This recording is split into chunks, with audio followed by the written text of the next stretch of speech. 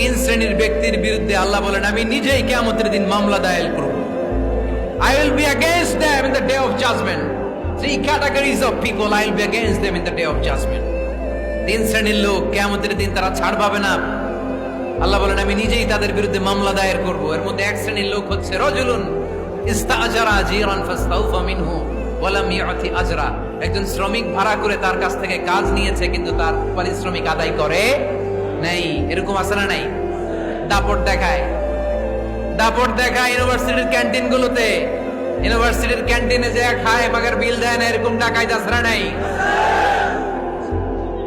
চায়ের দোকানে চা খায় আগে পরে দিমু, বিল দেয় না, আছে না নাই? দোকানে যে পণ্য কিনে বিল দেয় না, পরে দিমু, আছে না নাই? কিয়ামতের দিন আল্লাহ তোরে মাস্তানি ছুটাবে, চিল্লা এখন ঠিক কিনা? আনা খাসমুহুম, আমি নিজেই তাদের বিরুদ্ধে মামলা দায়ের করব। কথাটা কার?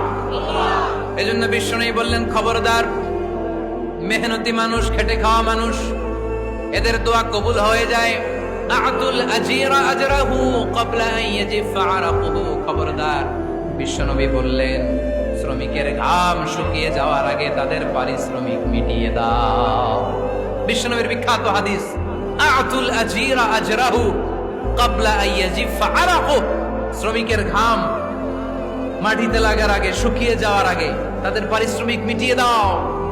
কেননা তারা যদি বদদোয়া করে তোমার জীবনকে জাহান্নাম বানিয়ে দিবে কে?